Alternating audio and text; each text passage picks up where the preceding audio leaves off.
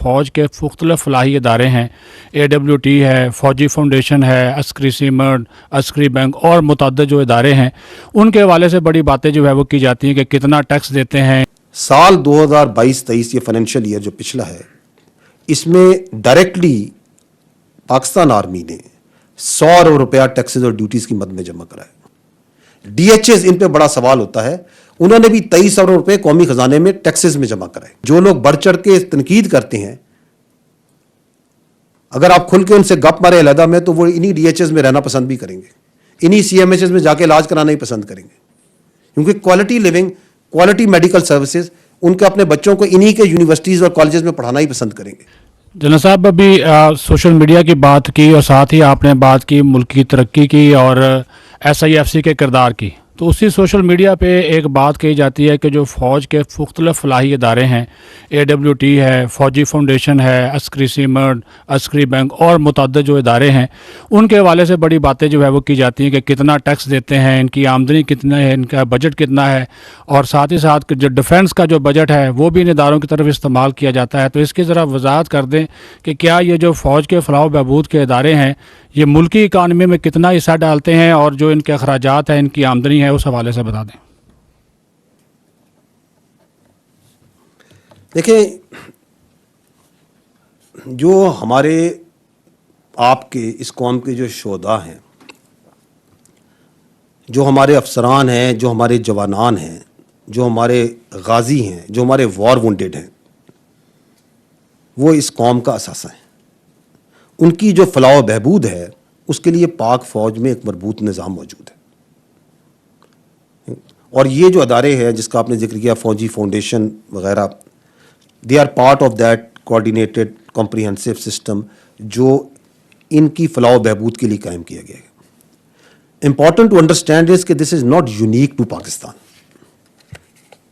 ये जितनी जदीद अफवाज होती हैं, उनमें जो उनके वेटरन्स होते हैं, जो उनके मार्टर्स होते हैं, जो उनके वॉर वुंडेड होते हैं, उनकी फलाह व बहबूद के लिए, और रिटायर्ड फ़ौजी अफसरान जब रिटायर होते हैं, उनकी फलाह व बहबूद के लिए इस तरह के मुतअद्दिद वेलफेयर ऑर्गेनाइजेशंस, इस्टेब्लिशमेंट्स मौजूद होती हैं।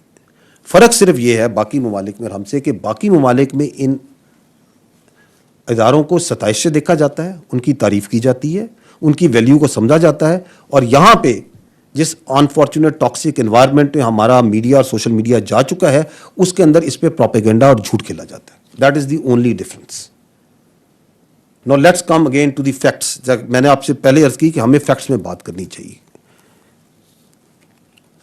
साल 2022-23 ये फाइनेंशियल ईयर जो पिछला है, इसमें डायरेक्टली पाकिस्तान आर्मी ने 100 अरब रुपया टैक्सेस और ड्यूटीज़ की मद में जमा कराए। ये जो इदारे जिनके आप जिक्र कर रहे हैं, जो झेली इदारे हैं पाक फ़ौज के, इन्होंने 260 अरब रुपए कौमी ख़जाने में टैक्सेस और ड्यूटीज़ की मद में जमा कराए। तो कुल मिला के हो गए 360 अरब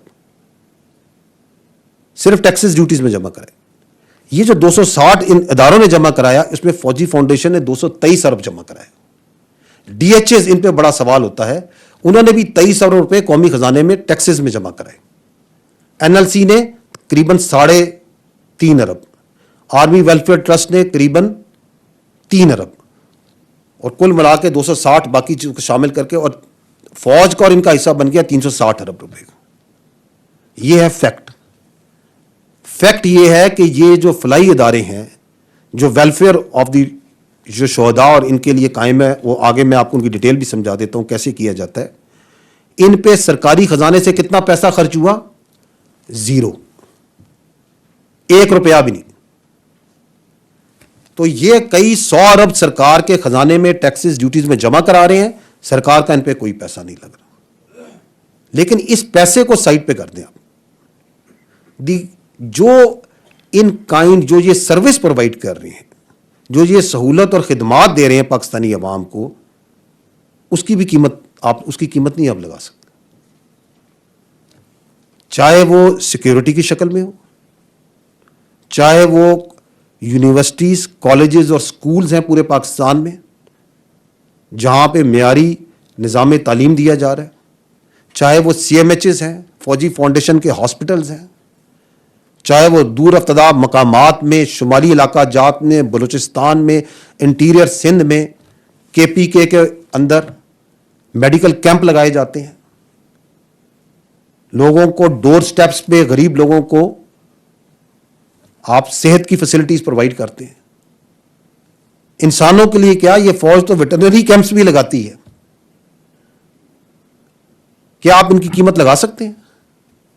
کیا آپ اس کی قیمت لگا سکتے ہیں کہ جو ہمارے شہید ہیں، جو ہمارے وار وونڈڈ ہیں، ان کے بچوں کو، جو آپ کے جوانان اور افسران ہیں، ان کی جو فلاح و بہبود پہ جو پیسہ لگتا ہے، جو فیسلٹیز پرووائڈ کی جاتی ہیں، اگر یہ ادارے نہ کریں تو وہ ریاست پاکستان کی، آپ کی اور ہماری ذمہ داری نہیں ہے کسی بھی ترقی یافتہ مہذب ملک کے لیے.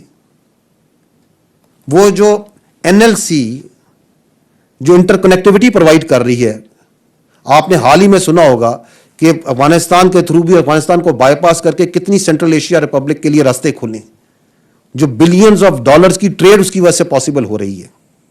اس کی آپ قیمت لگا سکتے ہیں؟